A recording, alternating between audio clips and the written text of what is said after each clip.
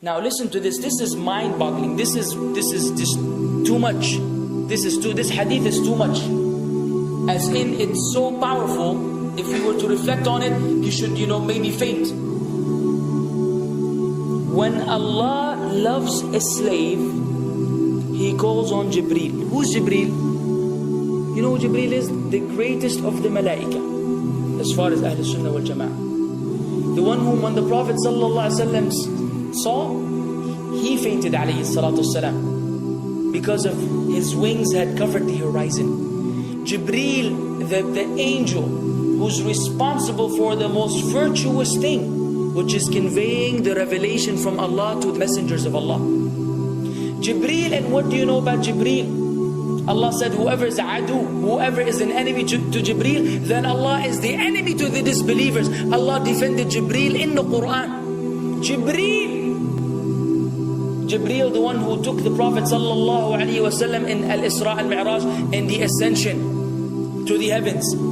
Jibreel, the malak, which we don't know what to say about, because of his honor and his virtue in the sight of Allah.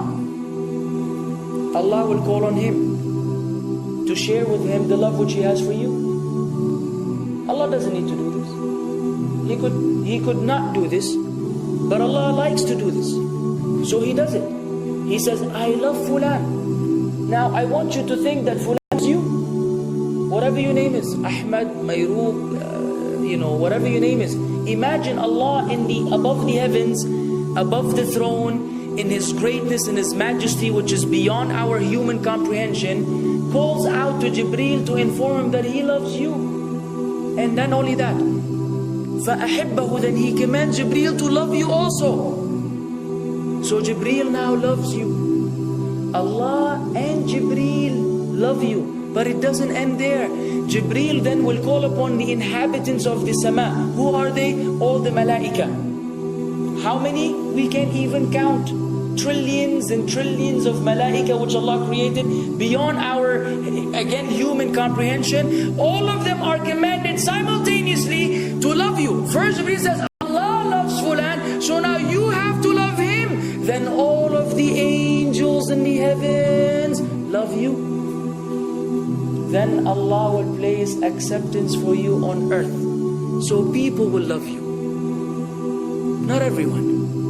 You may be saying, why do I have enemies? People who love the Sunnah will love you. The people who love Allah and His Messenger will love you. The people who are upon the correct aqeedah and methodology will love you. Other people may hate you because of a problem in them, not because of a problem in you. Because you may say, well, this fasiq, this evil, disobedient person doesn't love me. Don't expect him to love you. He loves people like himself. Who will love you? Righteous people. Righteous people. Well, they don't know why. They don't even know why. You've never even given them $1 or a rial or a pound. You've never done anything for them. Maybe you scream at them. Maybe you do other things. It's Allah.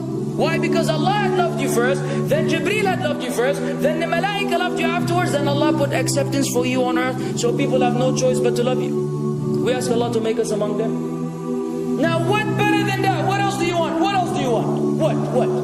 If you're a person whom Allah loves, in every movement you go, you do, you stray, you sleep, whatever you do, you are among those whom Allah loves and Jibreel loves and the angel loves. What else do you want, ya akhi? You're guaranteed success in this life and in the life to come. Guaranteed. No way Allah will punish you. No way. No way Allah will punish someone whom He loves. The hadith doesn't stop. The hadith has a very saddening continuation, which we should seek refuge with Allah from. وَإِذَا أَبْغَضَ عَبْدًا, and if Allah hates a slave, He also calls on Jibreel. And He informs Jibreel that He hates this person. So He will command Jibreel to hate this person. Then Jibreel will tell the angels to hate this person. Then Allah will put hatred for him on earth. La ilaha illallah. Imagine you walking upon the planet, the face of the earth which Allah created, while Allah hates you, and the angels hate you, and Jibreel hate you, and the righteous people hate you. What a sad state for a human being. And ikhwan, we could be one of those as well. If If you are prideful, arrogant, you are qualified for this hatred, because Allah does not love kulla mutakabbirin jabbar. Allah does not love the arrogant, the prideful. If you go against the sunnah, then Allah does not love those who go against the sunnah. If you don't observe taqwa, and you don't observe ihsan, and you don't observe tawbah and tatahur, then again we are disqualified. If you, many things which we can mention, many things which will bring about Allah's hatred and deprive us of Allah's love.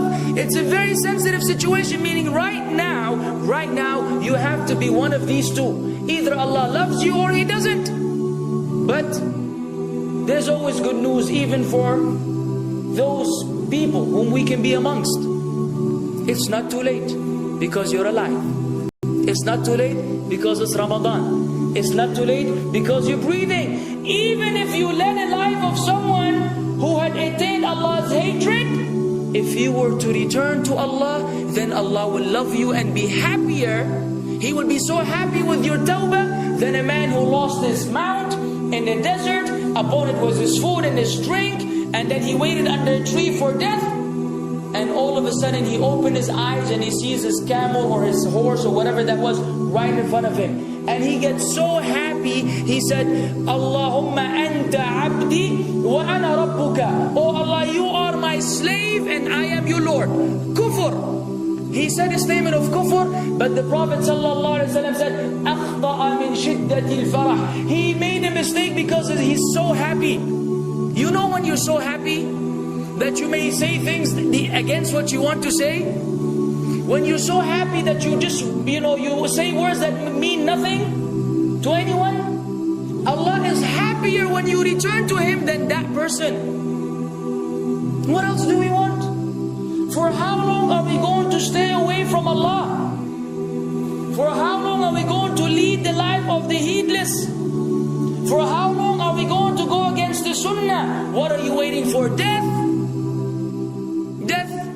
حتى إذا جاء أحدهم الموت قال رب ارجعون لعلي أعمل صالحا فيما تركت كلا.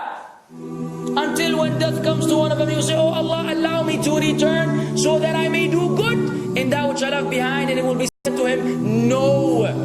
It's only a word. إِنَّهَا كَلِمَةٌ هُوَ قَائِلُهَا. It's nothing but a wish and a word he will have.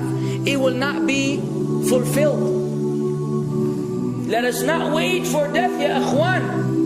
If each one of us here, by Allah, if each one of us here acted upon the sunnah, lived according to the sunnah, and invited people to the sunnah, and enjoyed what is good, and forbade what is evil, wallah, we will make a major change in the city in which we live.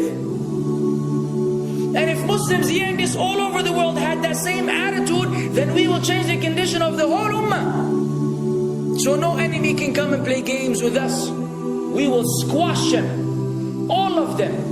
Because Allah will defend. إِن تَنْصُرُ اللَّهِ يَنْصُرْكُمْ وَيُثَبِّتْ أَقْدَامَكُمْ. If you aid Allah's deen, Allah will aid you and will keep your feet firm. But we don't even live according to the sunnah, let alone be given victory over the enemies. So we're being humiliated in everywhere we go in the world.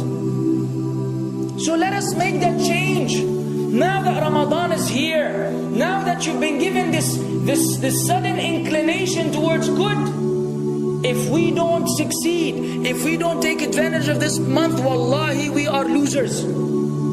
If Ramadan ends and you are the same way you were before Ramadan began, then one of us is a loser. If we don't return to Allah after Ramadan, then we are losers as well. So tonight, bi'idhnillah, always on our mind, attaining Allah's love, acquiring Allah's love, fetching for the sunnah, and acting upon it whenever we're able to do so.